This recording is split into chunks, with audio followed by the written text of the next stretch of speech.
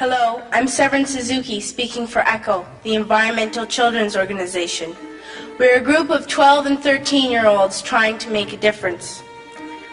Vanessa Setti, Morgan Geisler, Michelle Quigg, and me. We've raised all the money to come here ourselves, to come 5,000 miles to tell you adults you must change your ways. Coming up here today, I have no hidden agenda. I am fighting for my future. Losing my future is not like losing an election or a few points on the stock market. I am here to speak for all generations to come. I am here to speak on behalf of the starving children around the world whose cries go unheard. I am here to speak for the countless animals dying across this planet because they have nowhere left to go. I am afraid to go out in the sun now because of the holes in our ozone. I am afraid to breathe the air because I don't know what chemicals are in it. I used to go fishing in Vancouver, my home, with my dad, until just a few years ago we found the fish full of cancers. And now we hear of animals and plants going extinct, every day vanishing forever. In my life, I have dreamt of seeing the great herds of wild animals, jungles and rainforests full of birds and butterflies. But now I wonder if they will even exist for my children to see. Did you have to worry of these things when you were my age? All this is happening before our eyes, and yet we act as if we have all the time we want and all the solutions.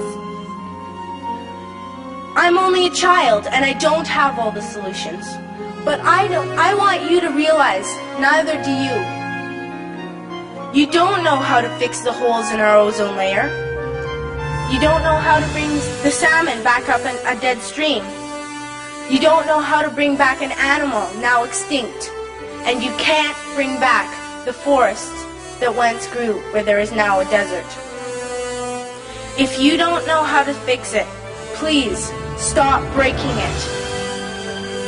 Here, you may be delegates of your government, business people, organizers, reporters, or politicians, but really, your mothers and fathers, sisters and brothers, aunts and uncles, and all of you are someone's child.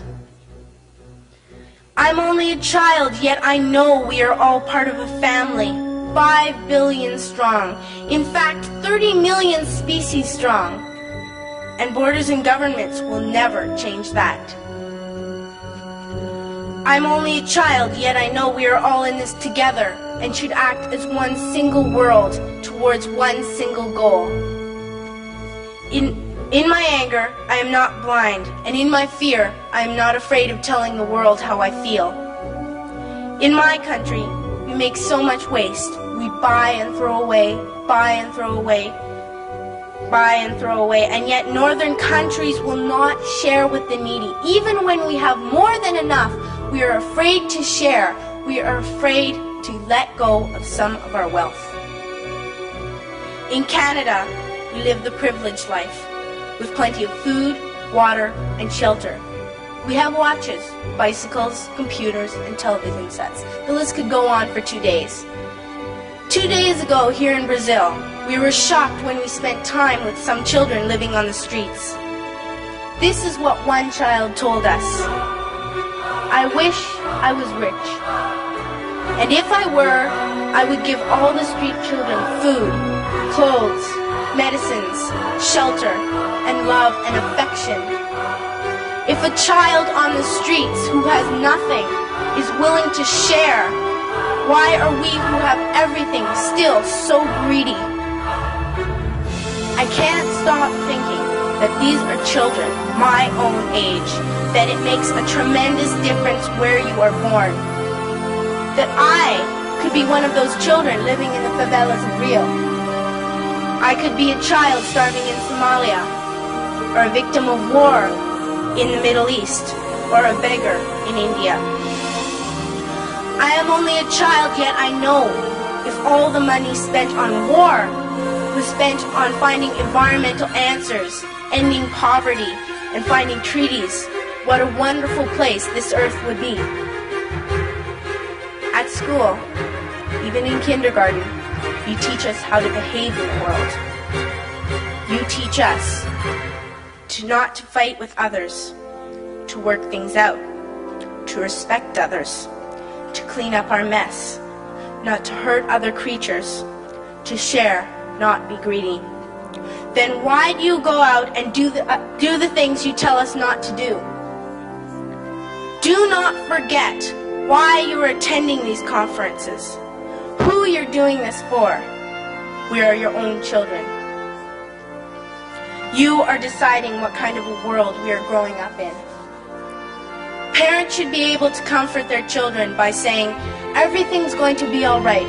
It's not the end of the world, and we're doing the best we can. But I don't think you can say that to us anymore. Are we even on your list of priorities? My dad always says, you are what you do, not what you say. Well, what you do makes me cry at night. You grown-ups say you love us, but I challenge you, please, make your actions reflect your words.